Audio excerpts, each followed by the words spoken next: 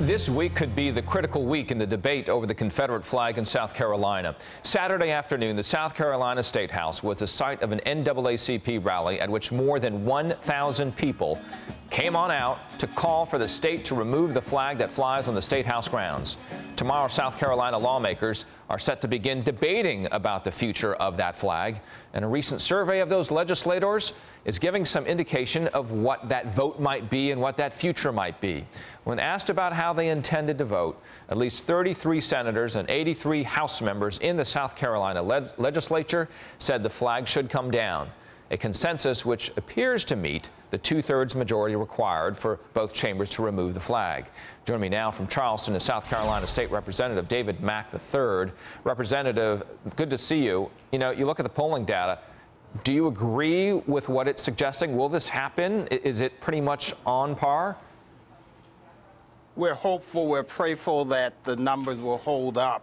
Of course, with this horrendous tragedy in Charleston, what has happened, it has moved people emotionally. And what's interesting about this, Richard, is that the call for the flag did not come from the Legislative Black Caucus of the NAACP. We were too caught up in our pain and our grief and our agony, anger with what has happened, what happened with the tragedy. But what has happened is that Republican legislature, the business community, the governor, the people that were not necessarily for it coming down to begin with, they have led the charge. So we are very, very hopeful that beginning debate tomorrow, we can get this done.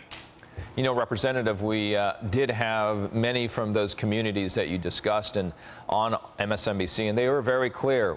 This is a time for mourning, of remembering those who were lost. And when asked that question, they were very clear that that was the focus. And so you're right. It's coming, it seems, from a very wide group of constituencies there in South Carolina as we look at what's happening. So what is going to be next? When you look at this, what are the arguments that you might expect to hear from both sides this coming week in the legislature when it's being taken up? Well, you know, I've gotten materials, so I'm sure all of the legislators have gotten materials from the Sons of the Confederacy making the argument that this is really heritage as opposed to hate. Pardon me. But I think the key element is what that flag means. We have a lot of in my opinion, very bad monuments throughout the state of South Carolina that reminds us of slavery. Things named after Ben Tillman, Wade Hampton, John C. Calhoun.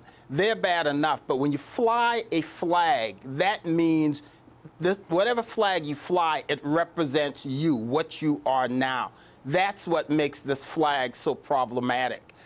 Flying on the State House grounds. Have voters told you that too, Representative? Have voters, your constituents, said that to you?